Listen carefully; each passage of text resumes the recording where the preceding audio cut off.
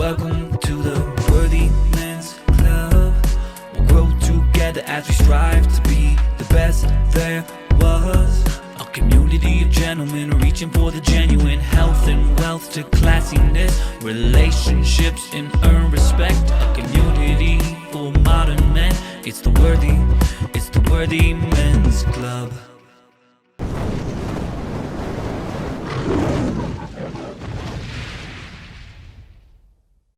Well, let's get ready to meet a Salinas, California legend.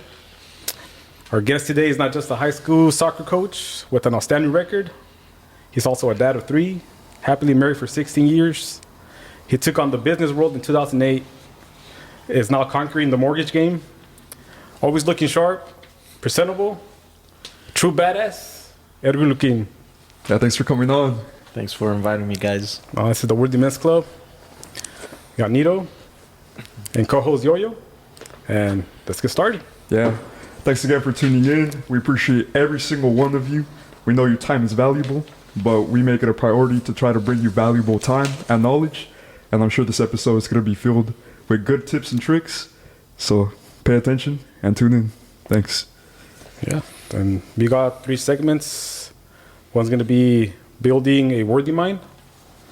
The second one will be passions explored. Things you're interested in, like,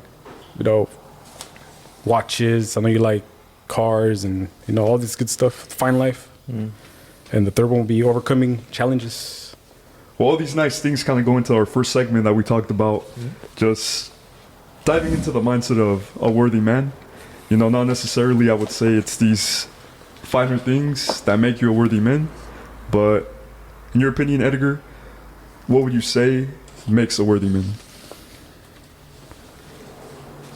I don't think you can describe a worthy man, and that description is gonna fit everybody who might consider themselves a worthy man. I think there's more to it. I think it depends on your circle, because you might feel worthy to your family as a family man, but in the outside world, maybe at your job, maybe your peers don't see you the same way. So I think you kind of got to break it down. So what is a worthy man, right? Well, if we start breaking up worthy man, obviously a man is a man, but worthy, what's your worth? Worth is, to me, there should be some value there too, right? So I think worthy goes to worth, goes to value. And then as a man, what's your value proposition? What are you bringing to the table as a man? As a man, you can be a son, a husband, a father. And it's what do you bring to the table as in each one of those roles? Because I think being a worthy man, it's not just one thing, it's a combination of things. And really, who determines if you're worthy or not? Yourself. Do you, as your own person, determine whether you're worthy? Your peers, your family. So I think there's a lot to what makes a worthy man. I feel worthy men have to be mentally strong, though, regardless of the situation that they're in. I think mental strength and mental toughness is definitely something that a worthy man has to have. You can't be a worthy man and be weak-minded. And the qualities to build a worthy mind, what do you think takes to build that character and that mind? I think it's just life experience. Life experiences. It's I was talking to Juan earlier. It's like boxers, Yeah. I know you're a boxing fan. I like relating life experience to sports because I'm a soccer coach. I've been coaching for about 15 years. But as a boxer, it doesn't matter if it's your first professional fight or your 50th professional fight. Getting punched in the face is going to hurt. Yeah, it's going to hurt. It's just how much of a pain tolerance can you build? Yeah, it's true. How much can you tolerate? How much can you take and not give up, keep going forward? That's how you build that tough mind. That tough mindset and that character. That character, yeah. So I feel like those things are to be considered a worthy man. you have to be mentally tough. Now, talking about like sports related to building a strong character, you've been into sports since you were little, right? I think your dad was also a coach. Yeah. So Did you see that from your dad too, like building a character or a tough character or tough mindset because of your dad? yeah, not because of coaching, but because of his life experiences. Okay. Right. We all come from some similar backgrounds. Our families, I'm sure, I think they come from Same spot. yeah, very very close to each other in Mexico. So it's not growing up. Sometimes you take your parents for granted, right? It's not until you have a family of your own. Where now I got kids. I have 3. The oldest is 17. I hope I'm not butchering his age, but I think the oldest one's 17. The youngest one is 5 months. Okay. So, growing up, you always, I don't want to say you take your parents for granted, but you don't understand the struggle and the hardships that they went through. Oh yeah, totally. So, looking back, my dad's always been a big inspiration because coming from where he comes from, I know he started working when he was a kid. When he was, 5, 6 years old is when he started working. And You have no choice either, right? yeah, you don't have an option. Yeah. And now he's close to 60 and he's still grinding. He's working as hard as he's ever worked. Yeah, they were built different back then, man. They were definitely built different. 6 years old. And no offense to the younger cats, but I see I see the difference in the younger generations. Oh yeah. My dad's 70, still coming to work. You don't want to stop.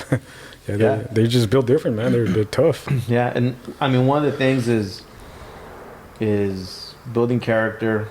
At the same time, I understand how hard of a worker my dad is, and even though I want to have a strong mindset like my dad has, or like he's had, I don't want to see. I can't see myself 15 years from now, 20 years from now, showing up home with bloody fingers like he still does sometimes. Right? That's not the kind of life I want for my kids either. Oh, yeah, it makes sense. So pass on the mental strength, the mental toughness, but at the same time try to pass down some knowledge so life is a little easier for the next generations, the future generations. What would you say were moments of adversity that your dad put you in that you reflect on and you think that brought you up in terms of enduring these hard times? As far as him putting me in adversity, no. I mean, he like a parent, you and I can probably relate to this. You want to be able to give your kids what you weren't given, and not because your grandparents didn't want to give that to your parents, and your parents didn't want to give it to you. It's just it was hard. You understood they couldn't. Yeah, they couldn't. Now you understand that they couldn't. Maybe when we were asking for things back then, we didn't understand it. But with my dad, it's just been, I've seen firsthand because we've been in business together for the last 15 years. Nice. So firsthand, sometimes it's difficult to separate dad and a business partner. Oh yeah. And I see the struggles that go on at home. I see. When we started working together back in 2008, the struggles were real and they were painful. In 2005, which is when I graduated high school, I left to Fresno State, super homesick, finding any excuse to come back home and have mom's food. I get a phone call from my dad saying that him and his business partner were splitting up. They had ended on bad terms. Business partner was, just basically kicked that out to the curb. So he asked if I could help out, if I could help, kind of get the ball rolling with him in business. And I was more than happy to, because at that point I was already kind of homesick. I had been away from home for 3 semesters. So I came back, and our business is trade related. So, or trades. It's related to the trades, to construction trades. So I really did get to see firsthand what it's like to see our parents struggle and to have to make true financial sacrifices to be able to keep food on the table. And then it was during 2008, during the big financial crisis. which is the worst time to probably try to open up a business. Oh yeah, and you got in. That is construction related. How did that go? It was tough. It was tough, and you guys are still here. So It was tough, but through grinding and through trying to better yourself every day, every week, every month, every year. 15 years later, we're as good as we've ever been in that business. Honestly, we're booked 24 to 30 months out right now. Oh, nice. Yeah, congratulations. So it's our work for the people that aren't from here that watch the podcast. All of our work is in the Pebble Beach area. What's the name of the business called so they can take a look? My last name, Luquin Town Stone. Okay. And that's what it's been since 2008, since my dad and I started working together. That's and, awesome. We've been lucky enough to keep it going. I was talking to Juan earlier and told him, sometimes it's easy to throw in the towel. Oh yeah, it's probably the easiest thing to do. Because especially when you work for yourself, when you're self-employed, you don't know early on when you're going to see that next paycheck. Yeah. And sometimes it's easier to just throw in the towel and say, hey, I'm going to go turn in an application somewhere. Or Especially I'm going the first years, too. Yeah, It's like the first 2 years. I'm going to go type up a resume and go drop it off somewhere because I need a paycheck. Mm. I can't be wondering when the next paycheck's going to show up. And unfortunately, a lot of people that try going or being self-employed, like you said, it's a business doesn't usually start seeing profit for about 3 years. Yeah. And a lot of businesses go out of business before then. So really, you're not giving yourself a chance to see whether that was going to work out or not. Yeah, it makes a lot of sense. But yeah, mental toughness. I think in order to be a worthy man, you have to be mentally strong, mentally tough. That definitely comes with years, with life experiences, and just getting punched in the face. Would you say that mental toughness also comes with playing sports at a young age? Because you got to know how to work with teammates.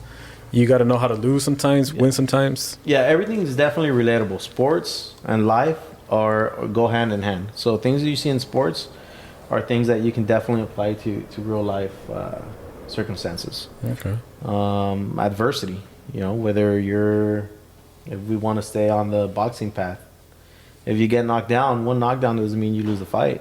You can still win the fight. You're still in it. You do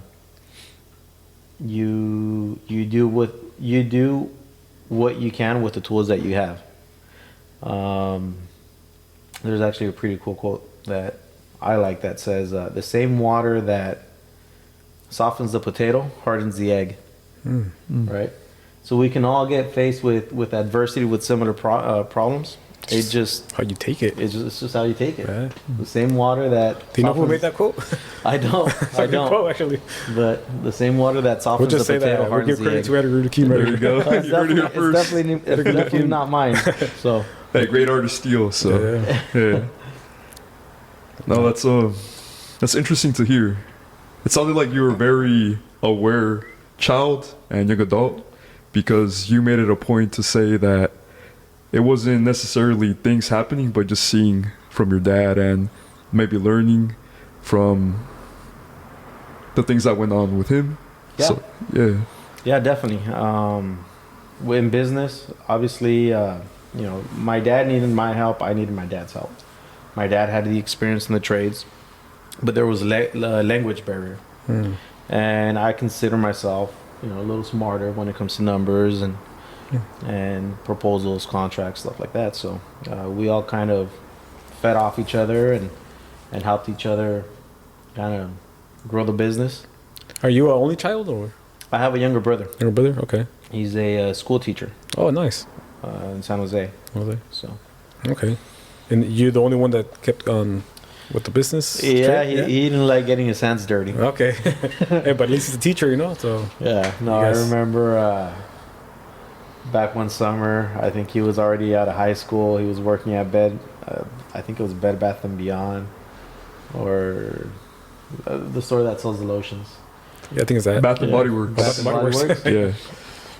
And even though he would help out in the summer, he always had the softest hands for some reason. He Well, he had always, lotion, right? he was always putting, every 5 minutes you would see him put on the lotion. The good brand too. Yeah, so he was never a fan of that. And don't get me wrong, I'm not a fan of showing up to the house dusty sometimes and with bloody fingers. But you got to do what you got to do to provide and keep put food on the table. So How was Edgar's childhood growing up it was good. here in Salinas? Here in Salinas, so I got brought here when I was about a year and a half. So Okay. I wasn't born in Salinas, but I was definitely raised in Salinas. Okay. Lived on Williams. East side. Yeah, in the For east the ones that side. don't know, the east side is considered like the tough spot. Yeah, to live and saw grow a up. guy get shot in front of my neighbor's house. Damn. 2 times when we lived at that house. Drunk drivers crashed into the house. And that Man. second time was kind of the last straw. And that's when my parents decided to move out of there. But that's where we grew up. So, Crashed into the living room. They drove their car inside to the wall. One time was to the kitchen. And the second time, it was about 2-3 in the morning. Into my parents' bedroom. They were asleep. What? And the car actually moved the bed about 10 feet. That's insane. With my What? parents in it. Would they hurt at all? Or? No, they weren't. Oh, thank Oh, God. thank man. God, yeah. That's crazy, man. What ended up happening to the drunk driver?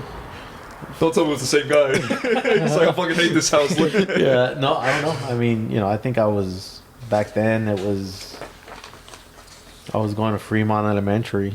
So I was 8, 9, The details 10. aren't there, but you remember the big event happening. Vividly, I remember the sirens, the cops, the car inside of the bedroom. That I do remember. How old were you again? I can't remember exactly how old I was, but That's an insane story. Yeah. But you can take the fridge and the stove, but ruin my sleep and we're out of here. yeah. No, but thank God nothing happened. So, after you got into business with your dad, how long were you guys in it when you decided to move into the mortgage loan? So mortgages, I got into the mortgage industry about 3 or 4 years ago. Okay. I've always felt like real estate is something I want to invest in, even at a younger age. Real estate I never wanted to be a realtor. That never interested me. Hey.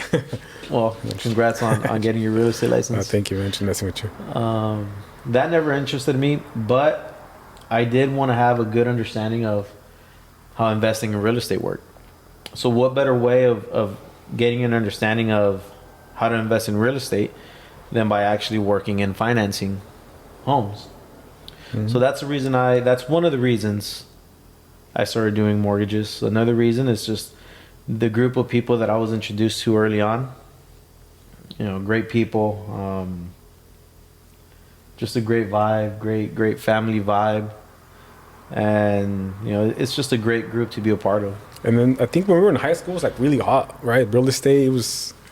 Yeah, You would hear like all the realtors or anybody in real estate was making. Well, it was big money. It was when it was booming, right Yeah. before the crash. Is when we were still in high That's school. what got me into liking real estate, like paying Yeah. attention. Like, hey, you can make money here. And then when it crashed, everybody got scared. But then we were only like 20, 21, I think. Yeah. But now when I got a little bit older, I was like, nah, dude, real estate actually, if you treat it right, you can make real money. 90% of self-made millionaires in the U.S. do it through real estate. Yeah. Oh, whoa. So it's definitely, it's not a short-term game. You definitely want to be in there for the long run. But once you get the process down of what it takes to buy a house and how easy it is to gain equity and really build wealth, it's easy to just keep doing it. So who introduced you to like the loan side, the mortgage? the mortgages, I actually went to an event out in Modesto that my current broker, before he got his broker's license put together. I liked the vibe, and obviously speakers that were up there had the shiny objects, the nice watches, the nice cars, and that always draws people's attention. It does. But I really liked how tight knitted that group was. Okay. And once I actually had a conversation with the broker, and we talked about it a little more, and he told me what I had to do to get my licenses. That was it. Started working on that. Once I got my licenses, reached out, and I've been with them ever since. And there's nothing wrong with liking the nice things. That there's a lot of people that might criticize someone because, they just want to show off, or they're just buying it to impress somebody else. Mm-hmm. But it's also like a thing that motivates someone, or you work hard, you deserve it, and it's understandable. There's nothing wrong with treating yourself. No, there's nothing wrong with treating yourself. I mean, I've struggled, and it's whenever I reward myself with something shiny, it allows me to kind of look back and I remind myself of how hard it was back in 2008 when I was just starting a business with my dad. So it's nice to kind of reflect and say, wow, 15 years ago I didn't think I'd be able to have this or be able to buy that, because honestly 15 years ago I was trying to worry about eating that day, not even the next day. What am I going to eat today? Yeah. And then nice things are exclusive things are expensive. To get expensive things you got to work or make some type of money. Don't put it on credit cards. No, don't use credit cards. Whenever you reward yourself, make sure you're able to pay it outright. Yeah, I like what you were telling me out there when you were talking about your car, how the lending side gave you side income to pay for that title payment each month. So it doesn't sound like it was a show off action. It wasn't a quick thing. Like, you actually thought about getting your finances in order to be able to afford this nice thing. Yeah, you definitely want to set your priorities, right? Obviously for my wife and I, priority was always to buy a home. Okay. Now it's a humble home. It's nothing out of the ordinary. It's not in a gated community, but it's a home. It's a roof over, buying your house, man. Yeah, it's a roof over our head. It's something for our boys to grow up in. Some sort of security, especially with rents and where they're at now. I think I'm paying about the same for my mortgage that I'd be paying for a 2-bedroom apartment here in town. So you did it the right way. So obviously you gotta have priorities. You have to understand what the priorities are, and then once you start checking things off the list, then maybe if you have some extra income here and there, you can treat yourself to something nice, a nice dinner, especially with a wife. It's always important to take your wife out on a nice date. You have to, man. You guys have to give me advice on that, because the future sounds not scary, but it sounds hard, just to have all these pieces of the puzzle put together. Yeah. Well, I remember growing up, back when houses here in town were $400,000, or not even $400,000.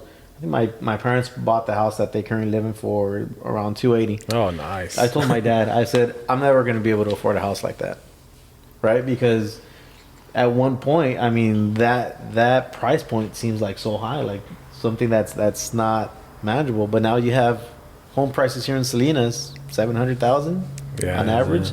You might get something in the 500s, but you're probably not going to want to live in it. Oh yeah, it makes perfect sense. So, it's, even though it seems like it's something that might be out of reach, it's really not. It just comes, it just comes with timing. It comes with understanding. And we can get into how mortgages work a little later, but it just comes down to understanding, not being afraid to make moves. Sometimes that's just it. And then what kind of car did he have? A C8 Corvette. Yeah, it's a beautiful car. Beautiful car. Nice. White car. I smogged it. I'm proud of it. Yeah, and that's one of the things that come with hard work and treating yourself. Yeah, you have to. I kind of have an inside joke with myself that I'll say it to myself like once a week, and then I'll laugh on my own about it. And that's just because I have so many things going on. In order for me to stay sane, I need some insanity.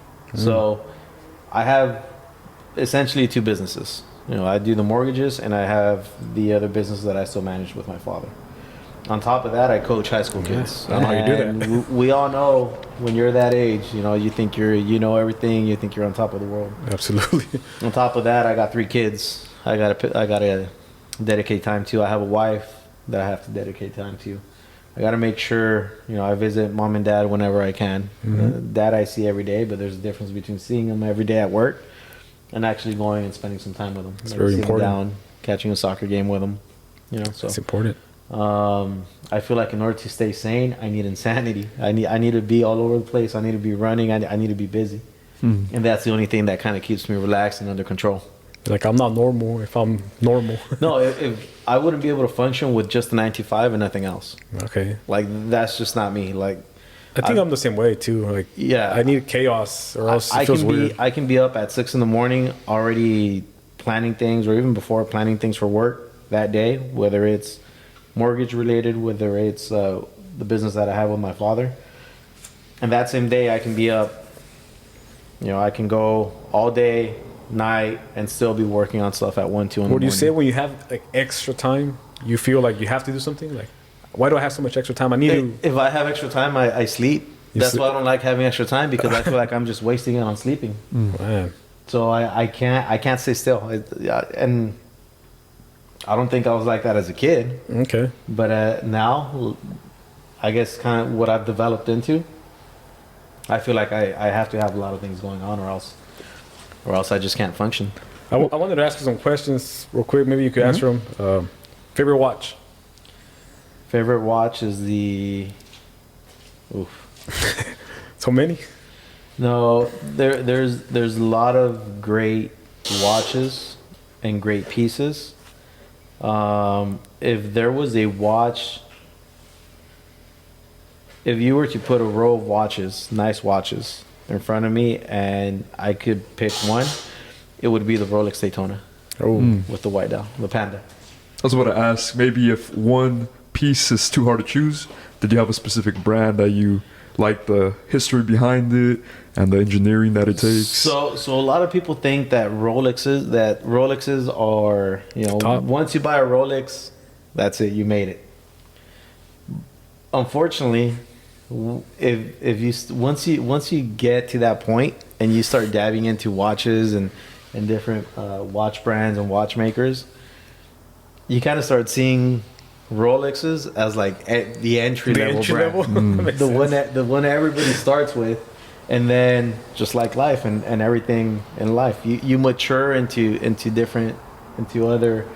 other brands, into different types of watches. So, but Rolex is always the first one. Nice. It's your first girlfriend, and after that you start. I think if I had the money and I was gonna buy a watch, I'll go for a Rolex too.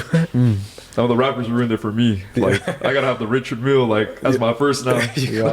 Now, don't get me wrong. I think it's important for men, worthy men, to own watches. Okay. It doesn't have to be a Rolex. It can be a $150 Seiko watch, but have it be a real watch. Okay. A big pet peeve for me. A lot of my friends have smartwatches and they wear smartwatches. I don't like smartwatches just because if I'm having a one-on-one conversation with you, if you're doing this and reading a text message while you and I are trying to have a conversation, that's fair enough to say. That's a pet peeve. And I wanted to ask, because I know you mentioned that earlier, because I don't own a smartwatch, but I was debating on getting one. But now that you say that, it kind of makes sense. There's nothing wrong with owning smartwatches. If you're gonna go work out, if you're at work, there's nothing wrong with having a smartwatch. But there's settings where I don't think smartwatches are appropriate. Yeah. Right? You want to go on a hike? Yeah, have your smartwatch with you. There's nothing wrong with that. You don't need a business watch. You check your heart rate, your calories. You don't need something to look professional if you're out on a hike. But if you want to not be going into your pocket. So you don't own one at all? Or you had one and you didn't like it? A smartwatch? Yeah. I've never owned a smartwatch. Okay. Never owned a smartwatch. You have a smartwatch? No, I was debating it, but I did see some videos about watches and just the engineering behind it. Yeah. So if you have $500, you can find like a lot of good watches that are complex to make. You don't even have to go $500. Buy something nice. Buy something with a bracelet. Buy something with a leather band. Bracelet, maybe it can be like your everyday watch, something with a rubber band or a rubber strap. You can use for more, you know, to as an accessory for like a business attire. But yeah, watches, just like everything nice, right? Nice, good wine. There's an art behind it, especially watches. Those handmade watches, the way they make those complications. There's a reason why there's watches out there. You can buy a watch for $15 off Amazon. Okay. Right? But there's a reason why there's watches out there that retail for $80,000, $100,000. Yeah. I did hear that the Seiko Time Masters, are they called it, or like a good entry watch? Yeah.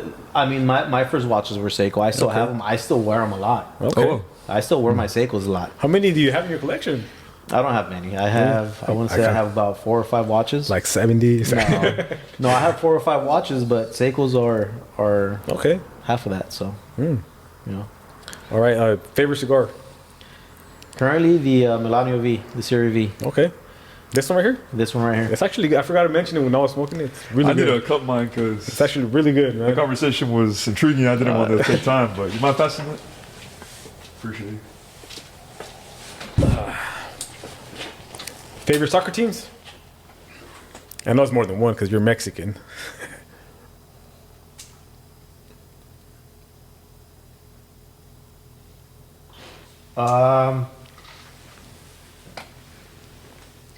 I was born in Guadalajara, so favorite soccer team, Chivas.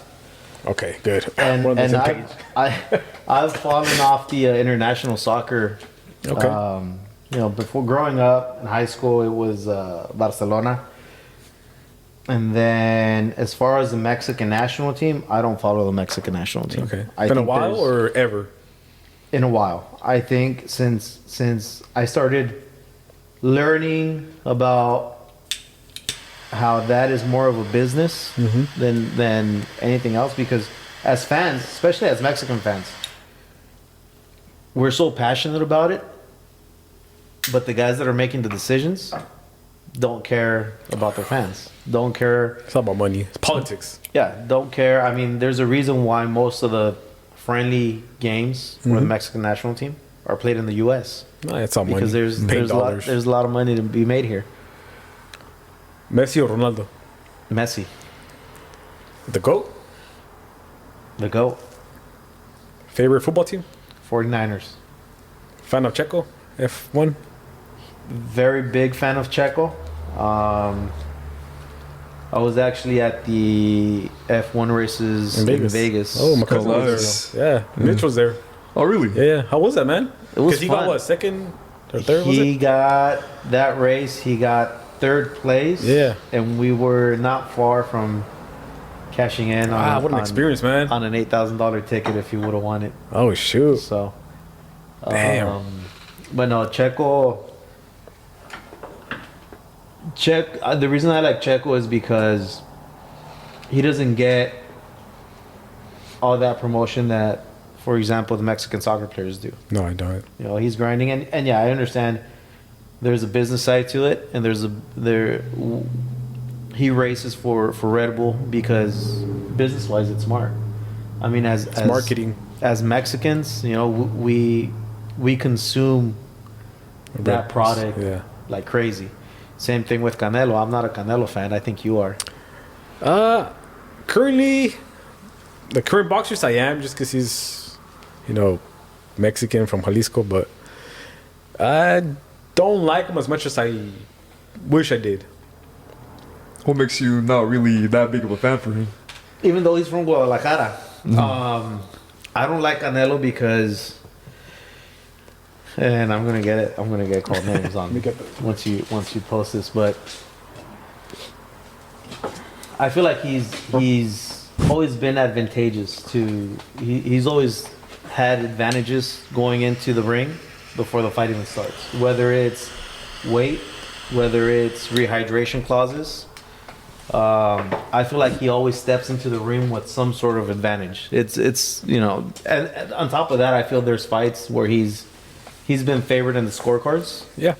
That I feel like the first big one was against Erislandy Lara, I feel like Eddie Lara outboxed Canelo, It was a very close fight. and they Very gave it to close. Canelo. I personally don't think he beat Triple G in any of the two fights. In any other fights? I think the second one should have been a draw, and the Oh, first okay. one should have. Maybe I was being biased, but, should have you know. gone to Triple G. No, but I see what you mean. Like, he took the modern way of boxing more as a business instead of a athlete. He took the Mayweather. And there's nothing wrong with that. I mean, you know, you got to provide for your family. You put me in that situation, I'm not going to say I'd do anything different.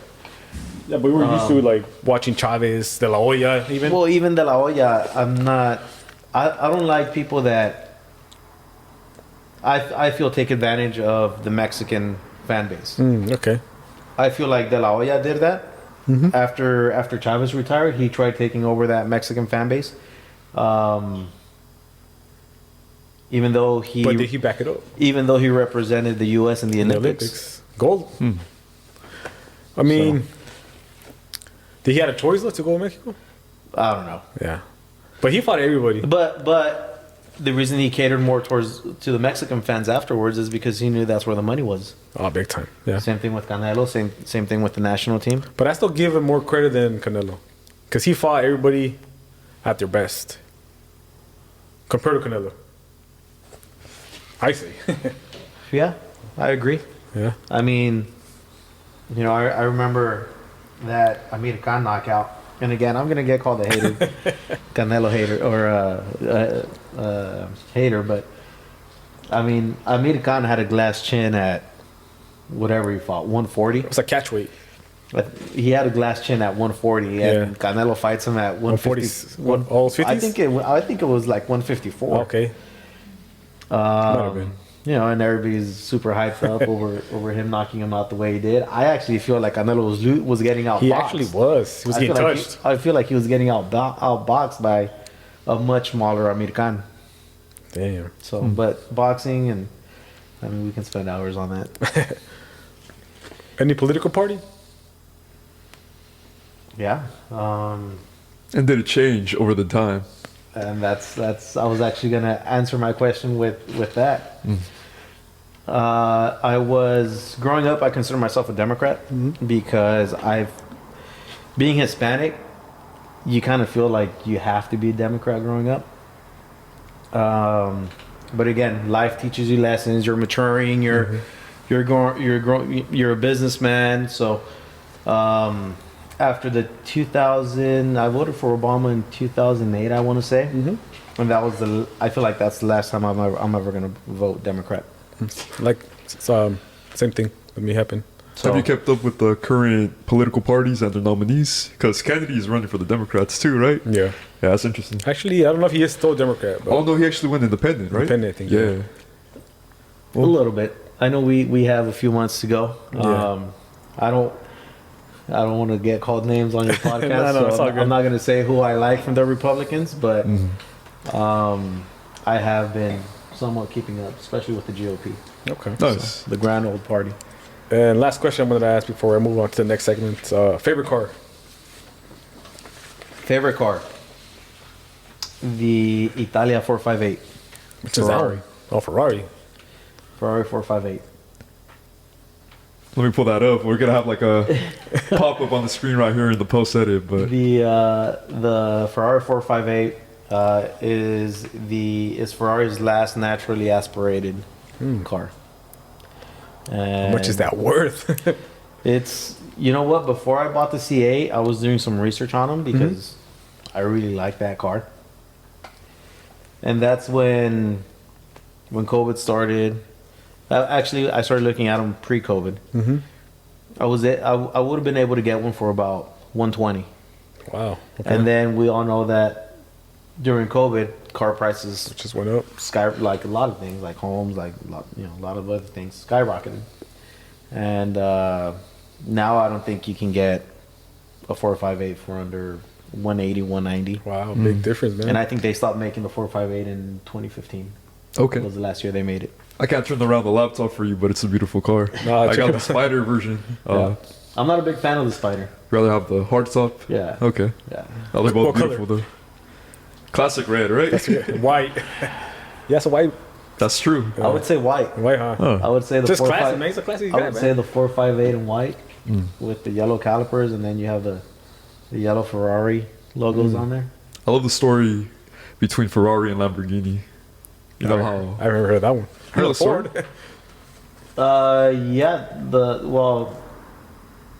I don't want to butcher it. Lamborghini started making tractors, right? It was a tractor mechanic.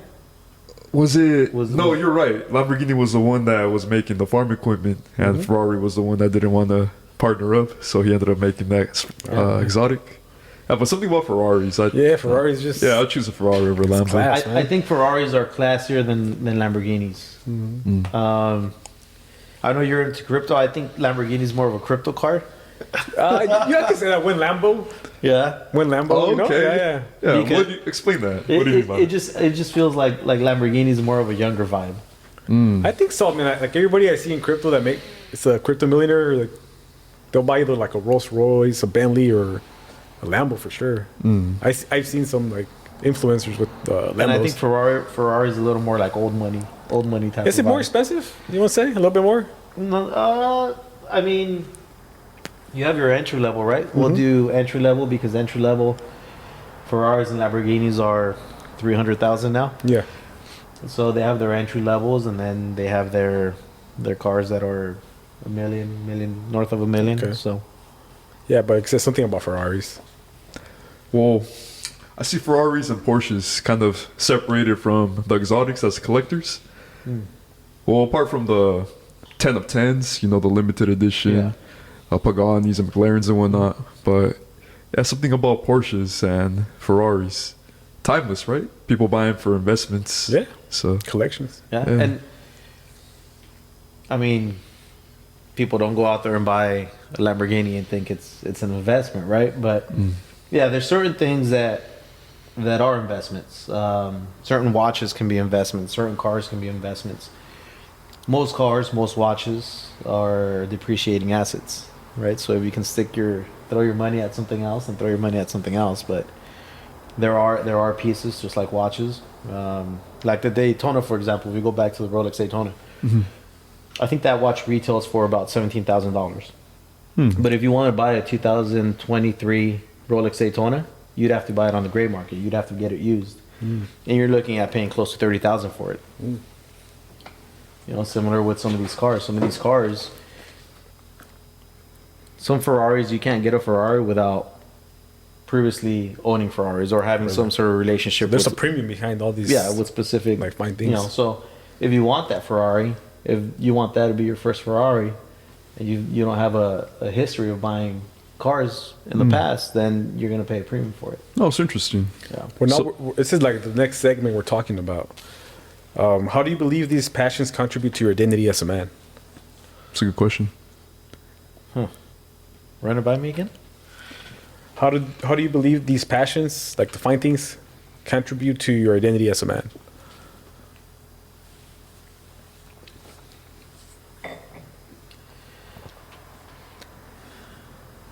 Well, earlier you were talking about these trophies or these luxurious things Yeah. kind of reflect the journey that you went through. So that's kind of what I got from all these Yeah. things. Yeah, I mean it's a way of rewarding yourself. Obviously, I mean my car is. I don't think my car is that great of a thing. I mean it's not a Lamborghini. It's not a Ferrari. They call Corvettes the poor man's sports car for a reason, right? It's a great sports car, right? Yeah. But it's definitely something to where it reminds you of your struggles. It reminds you that there's a grind behind what you are able to buy. You know, if you're able to buy something shiny, take care of it because you know it probably took years for you to get to the point to where you could buy it. But it's something that, you know, levels you get to somewhere where maybe you never imagined yourself.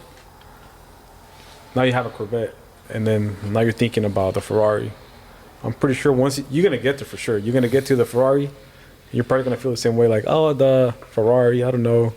Maybe I need to take the next step. Well, It's like you never settle for less. I don't know because I think that car taught me a lot about myself. I waited 26 months from when I ordered it to when it got delivered. Yeah. When I ordered it, when I placed the order, I was super excited. I couldn't wait for the car to get there. When the car finally got there, 26 months later. I was like, well, I guess it's cool, but I'll take it, man. yeah, I mean, it's cool. If you're but, bored of it. Yeah, I'll take it. yeah, so there was definitely, you know, that amount of time in between kind of played with my mind a little bit to where I wasn't as excited to have it anymore as I wouldn't have. But that's what I'm getting like from like when you get to those entry levels, it's good for the worthy men because you want to build more. You want to go to the next step, the next level. Yeah, you and that comes with age, that comes with experience, that comes with maturing into different stages of life as well, right? Yeah. You don't want to be a 35, 36-year-old man doing the same thing you were doing when you were 30. Yeah. Doing the same thing. I mean, don't get me wrong. You know, there's a place downtown that everybody hung out with 10, 15 years ago that I still see guys there every weekend. It's kind of sad, right? Right? And I mean, there's nothing. What do you think? A lot of people don't mature, or not mature, but would not take that extra step to. Not everybody's built the same. I mean, some people are built for a 9 to 5. Some people, you know, just have that grind in them.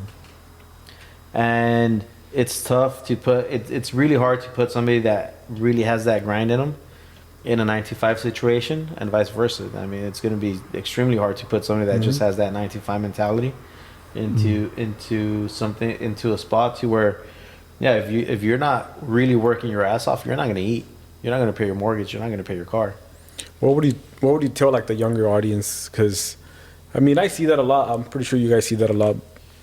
A lot of people just use the victimhood mentality, like, oh, I can't make it, or it's not for me, or I'm happy the way I am. I'm happy with the simple life. What I would tell them is, you're thinking like that now. 20 years from now, you're gonna look back and you're gonna regret having that mentality. If I could do it all over again, I would stack my. I love my wife. I love my kids, and I'm just gonna place them a little. If I could do it over again, I would place them a little further in life, because I think your 20s is. A lot of people say, well, your 20s are meant for you to figure things out. Yeah. But I think if you can start stacking chips when you're in your 20s, you're gonna be ahead of the game. If I could have done things different, if I could turn back time and do things different, I would stack chips in my 20s. Knowing what you know right now. What I know now. Yeah. I would stack chips in my 20s, and where I'm at now, then I would go back and look for my wife. Yeah, no, You like know, the perfect scenario. I would still marry the same person. Yeah. You know, because she's gonna watch this. And, No, but like also that builds you. That builds you who you are now. The struggles, the battles. Yeah. You have to suffer to. And the reason learn. the reason I say that is because as a 20-year-old, being married, having a kid, having a baby at home, business. a business that wasn't doing great, not knowing what I was going to eat that day or tomorrow or the following day in the morning or at night. It doesn't let you enjoy and really enjoy your wife, your kids. I wish my 17-year-old, I wish maybe he was a 4-year-old right now. Right? Because I wouldn't have that constant stress on my head about, okay, well, what are we going to eat? Are we going to be able to pay rent this month? Right? Because those things take up so much mental space that you don't, sometimes it's hard to take that step back and really enjoy what you have in front of you. There's nothing that as a 20-year-old, partying, going out, having fun. Now, don't get me wrong. I mean, you know, everybody's been there. Everybody wants to do it. But there's nothing that you can do in your 20s as a single guy that you're going to enjoy more than seeing your kids grow up than being at home with your wife. That's the biggest like happiness that a father could ever ask for. So if you can stack your chips early when you're in your 20s, so that later when you're in your 30s and you meet your wife, now you're planning on having a family, now you have that house, you have a roof for them. Now you have. It's because what I'm getting is you love them so much, you don't want them to like ever suffer for nothing. Like even the smallest thing. That you never want your family and your loved ones to struggle. Number one, and number two, stressing about money takes up so much mental space that it doesn't truly let you enjoy your wife and your kids, your parents, because our parents aren't here forever. I know, Yeah. And sometimes it's, oh shit, I haven't gone to visit mom in 2-3 weeks because I've been working, right? So if possible, stack your chips young. If possible, don't even have a girlfriend. Have 5-6 friends that you can, take to Applebee's and buy a margarita for. The $2 margarita for the beginning. That's actually really good advice. I mean, you have a good girlfriend. We're not saying don't have a girlfriend, but like it's good to explore and get tired of meet people. Honestly, like me in my 20s, looking back, I would have held off on gotten married. I would have still wanted to marry the person that I'm with now. Definitely. At some point, but I wish I could have done it being a little better off financially, and having kids definitely being in a better financial situation to where now I can spend the weekends with them and not have to work on a Saturday and on a Sunday to be able to make sure that the rent's getting paid, that the light bill's getting paid, that. But you're doing something right. 16 years married. Like how are you doing that? How did you stay married? You hear all these, what is it, 50% or more that More now. get divorced? Yeah. It comes with being able to be supportive. You got to be able to communicate. And I'm not saying I have the perfect marriage. I don't think whoever tells you that their marriage is perfect and has always been perfect is probably lying to you. But it's just like what we said earlier, or what I said earlier about the boxers, right? You're gonna get hit with uppercuts once in a while, even in a marriage, but you build that tolerance. It sounds like a lot of people quit though, but you were never the type to want to throw the towel, like you said earlier. Yeah, I mean, it's life, right? Life is gonna throw different shit at you, whether it's in business. It's easy for somebody to say, I'm going to throw in the towel. I'm going to shut down my business. That's not working out right now. And I'm going to just go get a 9-to-5. It's the easy thing to do sometimes is just to walk away. But I don't think it's healthy to have these arguments or, problems with your wife or family if you work it out, because you learn from it. Yeah.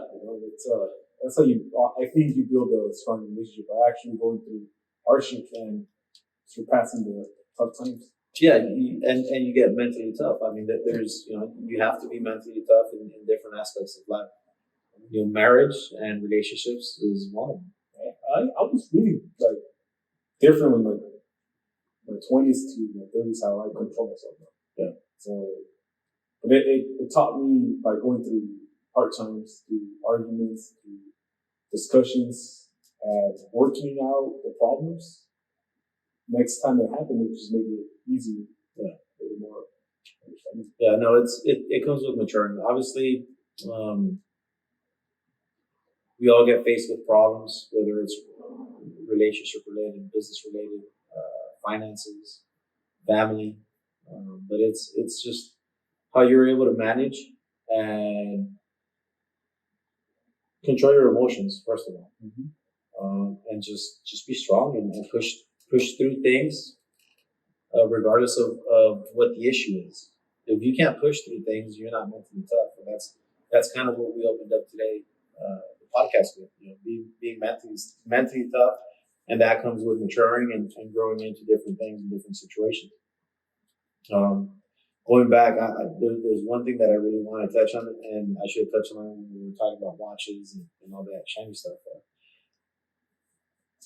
And this kind of goes hand in hand with, not doing the same thing now that we were doing 5 years ago, 10 years ago, 15 years ago. Like, as men, we have to understand that whether it's for ourselves or significant other, whoever it is, we have to be able to mature and understand that we're going into different stages of life. Mm-hmm. As a 20-year-old, it's cool to be in sneakers all day. Oh yeah. Right? But as life goes on and you're maturing, Yeah, definitely go out and get yourself a watch. Again, it doesn't have to be anything expensive. It can be $100 watch. That's perfectly fine. There's nothing wrong with that. Go out and get yourself a suit. Yeah. You know, go out, clean up. You know, get a nice haircut. Throw on some cologne once in a while. Yeah. Right, because there's men that I see sometimes out at the mall in their 30s, 40s. That I get it. The mall's casual setting. But we're in basketball shorts, we're in sandals. You know, let's clean up a little bit as men. Let's. I'm not saying let's turn back time 50 years ago, 70 years ago, where everybody was going out to dinner in a 3-piece suit. But but own a piece at least, you know. I like that. I mean, we talked about it last time we met up. People treat you how they see you. First impressions. First impressions. You can only make a first impression once, right? And even for your significant other, you're doesn't matter if you've been married for 20 years, 25 years. Your wife is gonna have a big smile on her face if you throw on something nice, if you smell good. And it feels nice when they compliment you, right? Oh, just like we compliment them, they feel nice too. My wife was giving me some looks when I was walking out the house. There you go. She probably can't wait for you to get home. Yeah. So as men, I feel like, you know, we need to clean up, because I see some guys out there that are. Yeah, and it's you can get a suit at Goodwill, you know, the Salvation Army, get it tailored. There's no excuses to not look sharp. You can buy a $120 suit at JCPenney, spend an extra $25 getting the length of your pants fixed, the length of your sleeve fixed, and that can potentially look better than a $1,000 suit that you don't have tailored. Right? So you don't have to wear a $1,000 suit. You don't have to wear $1,000 shoes. Buy some nice clean shoes. Yeah. Buy a suit. Get it at least shortened from the leg a little bit, especially if you're bigger.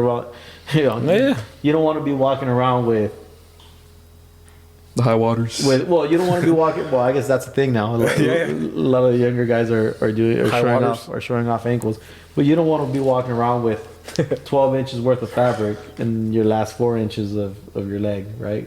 Because a lot of people do that. We'll just buy stuff off the rack, and don't get me wrong, in case of emergency, break the glass. Oh yeah.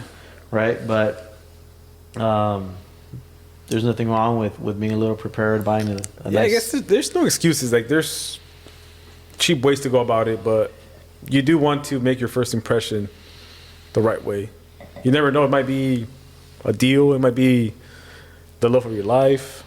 God knows. Yeah, even business. I mean, a business opportunity, an opportunity where you're making money, and appearances do have a lot to do with potential outcomes. Now, you know, I'm not light skinned like Yo-Yo is. I don't have a nice deep voice like Juan does, but you know, you gotta control your controllables, right? You can control whether you're clean up here or not. Hey, but somebody told me, imagine if scorpions could fly. Yeah, you can. If scorpions could fly. Oh, meaning what exactly though? I mean, you want everything. Like, you already have everything pretty much, you know, and not you want more than what you got. Like, okay. You're already perfect, bro. No, I mean, no, sounds like you always are looking for growth, and that's what I got from this outfit grooming conversation. Yeah. You know, I don't think God blessed me with the best genetic structure, but you know, I can afford some cologne. I can afford, you know, a 2-piece suit, and then throw an extra $25 at it so it gets somewhat tailored. You know, so that there's control your controllables. You might not be the best looking guy. I'm probably not as good looking, and I don't have as nice of a voice. Let's go. But you know, there's things that you can control. There's things that, you know, have clean nails. You know, I work in construction. My nails are clean. But you could always improve, right? Yeah, in some way. Better yourself. If you weren't doing it 2 weeks ago, you know, go. I know we just missed the Black Friday sales, but I'm sure that there was a lot of opportunity there too. What do you think a lot of men make excuses to not be more presentable? Or excuses are the easiest thing anybody can have. It's easy to say, well, why don't you do this? Oh, well, because I didn't feel like it. You know, for some people that's a good enough excuse. Excuses, I feel, are a way for us to try to make up for maybe being lazy.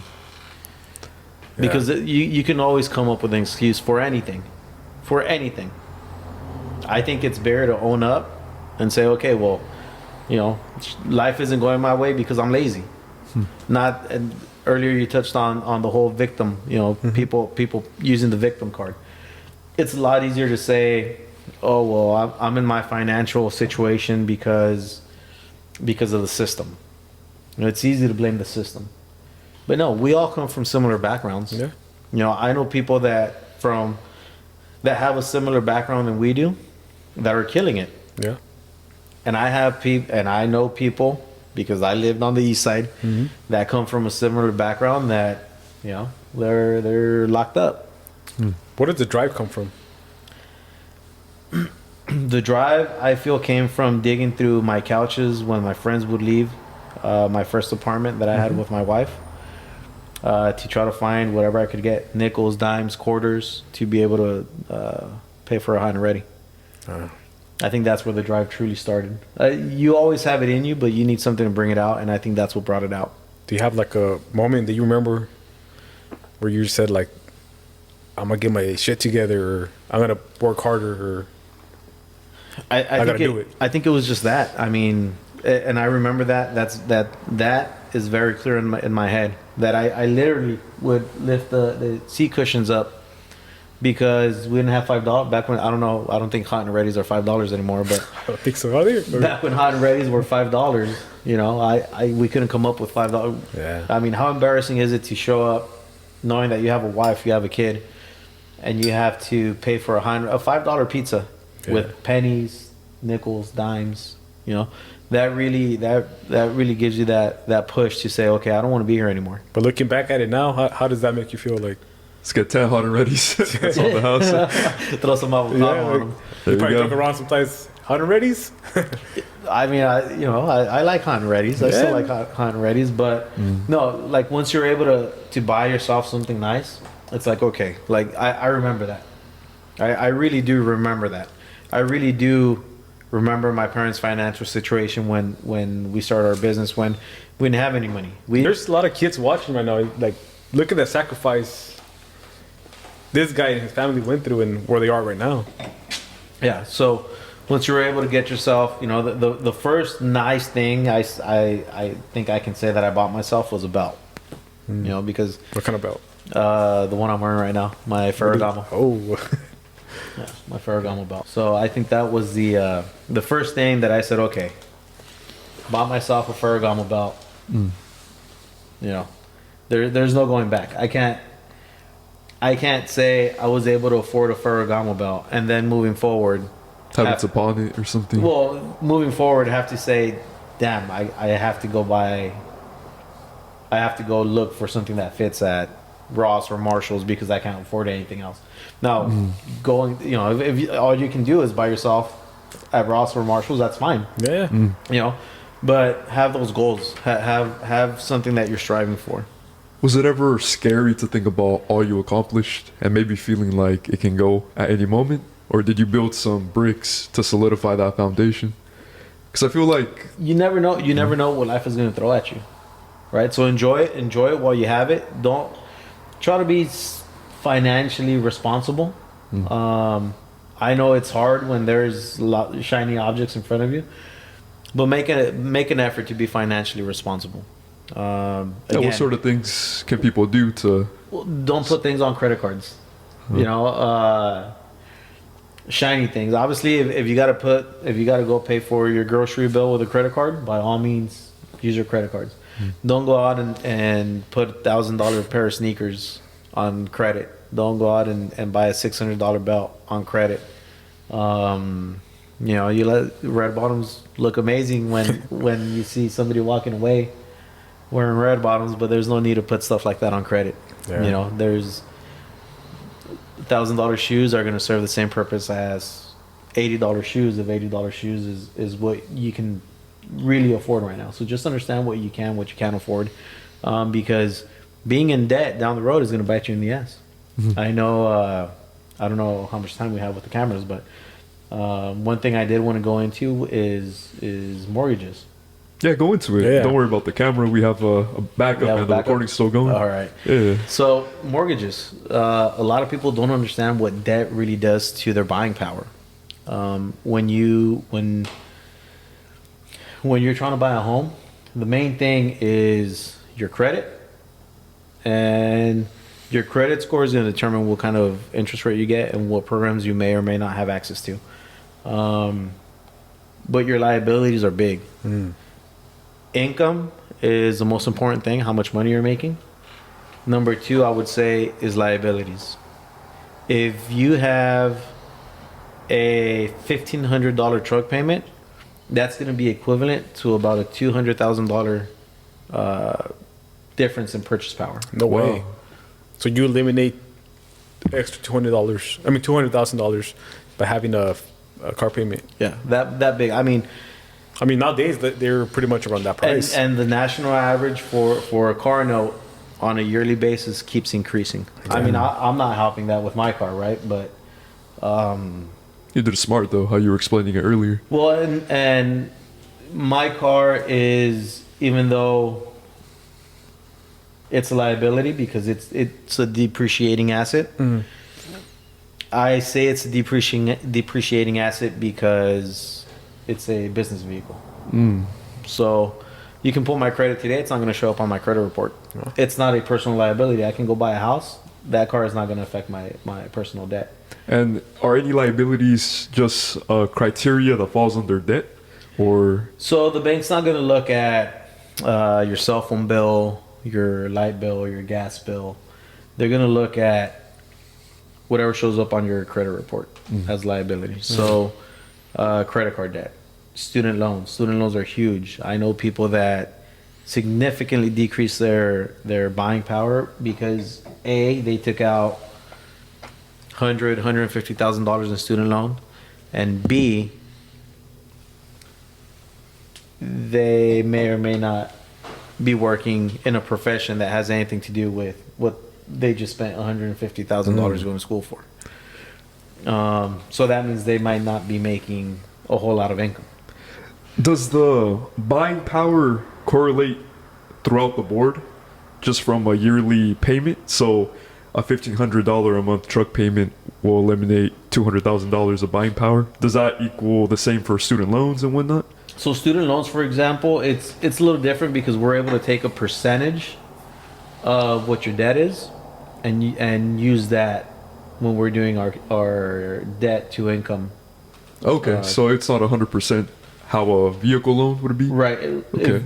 If you owe $150,000 on student debt, then it just depends what kind of loan program we're going to go into. But we take a portion of the total balance of it, and that's what we use against you. We don't use, the banks are not going to look at the total balance that you owe.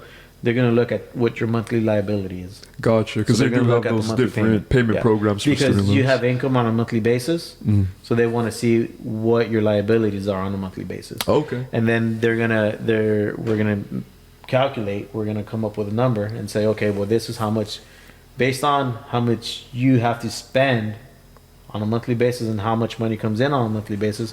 This is how much you can afford. This is how much home you can afford on a monthly basis. I see what you mean. Just according to any adjustable payment, you're gonna take that number from that. Yeah. And what I would tell people, if they're not homeowners, if you guys don't currently own homes, reach out to somebody that's in the mortgage industry. Okay. Sit down, talk to them. We don't charge for conversations or for advice.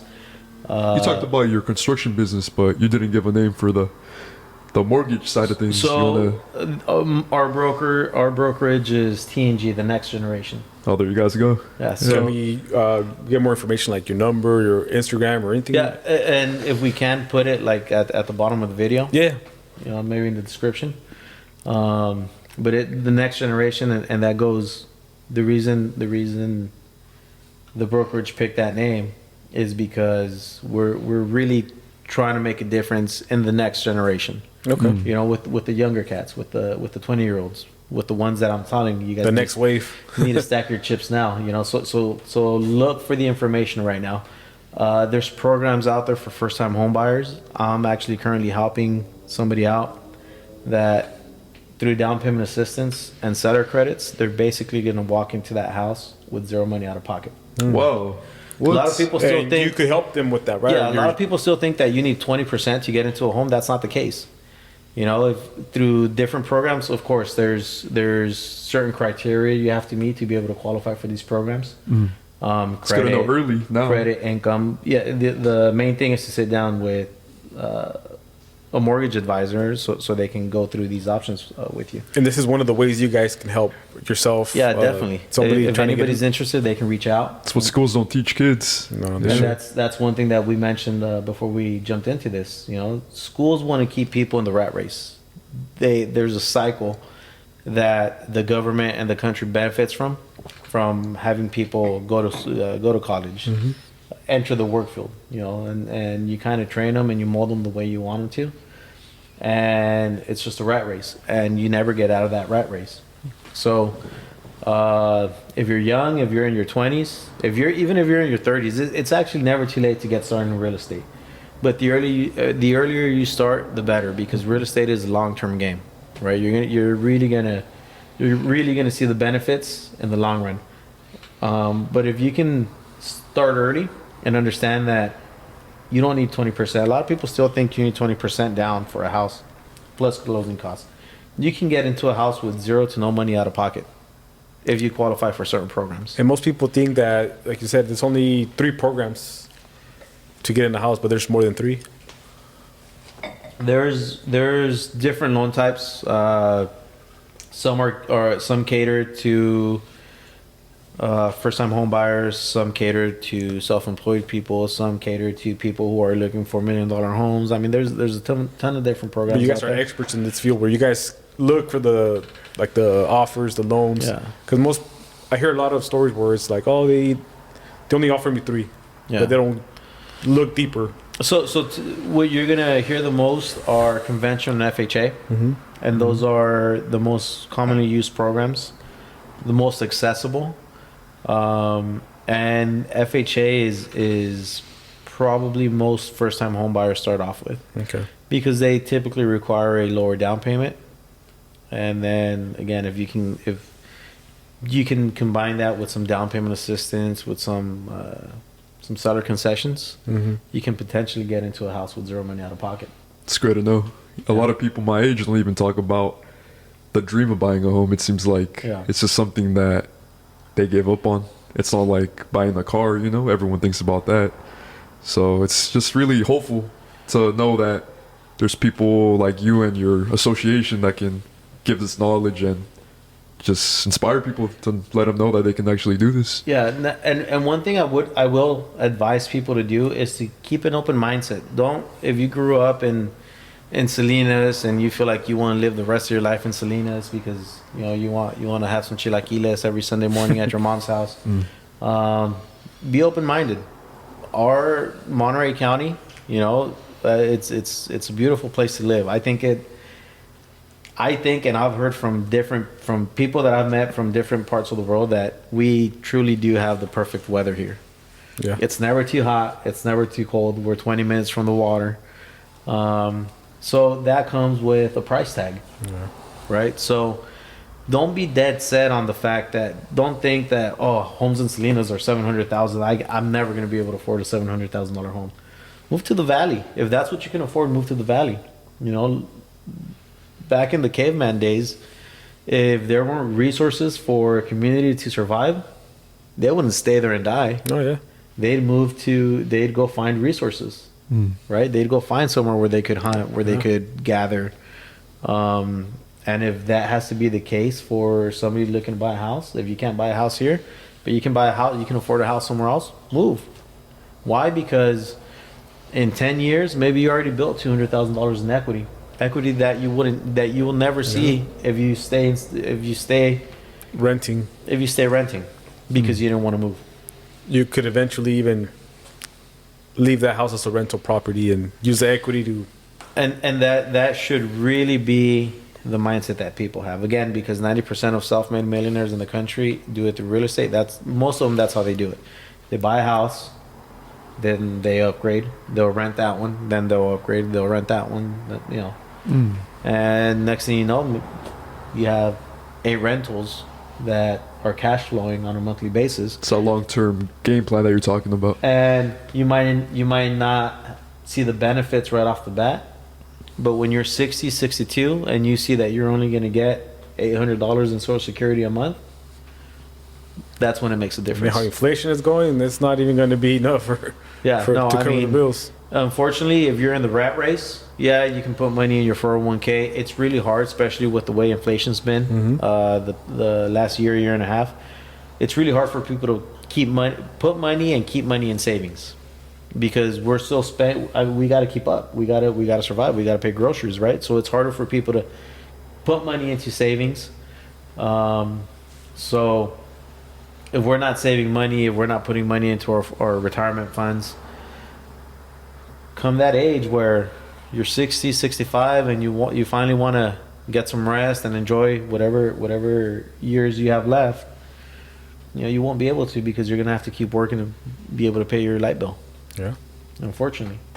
Right? So a way to do that, stack your chips early when you're young.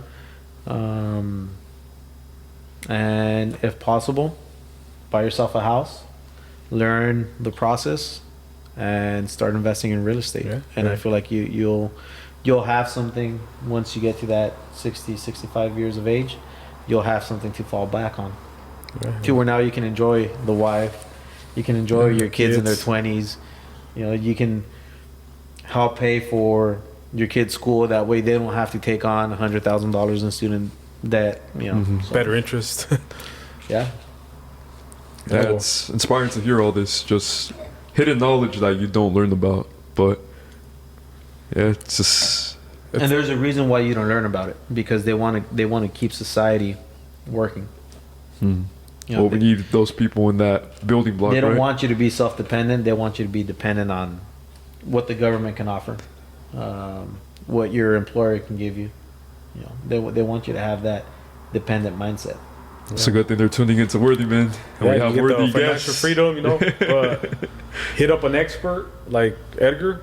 We'll put his information in the description. Pop up right here too on the video itself. Yeah, I know we're running out of time, but is there like a last message do you want to give, or something you want to? No, I mean, I feel like we've touched on a lot of different things, but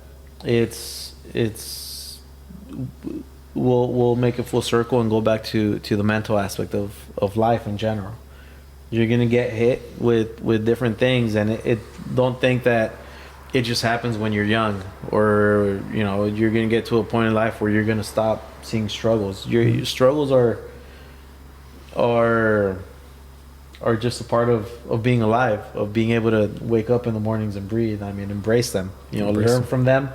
And again, we'll repeat the quote. The same water that softens the potato hardens the egg. Yeah, I like that. So Better the second time. Heard that. yeah. So struggles are really what you make of them. You can either curl up into a ball and cry your eyes out, or you can grow from them, learn from them, and better yourself because of them. So understand that you're going to get hit with those struggles.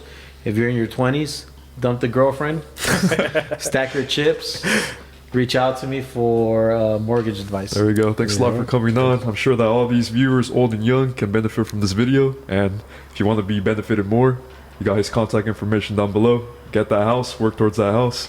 Thank you so much, Edgar. Thank you, man. Thanks for coming in. Thanks for having me. And thanks for tuning in to Worthy's Men. Until next time. Be worthy, stay worthy, become worthy. It's the Worthy Men's Club show.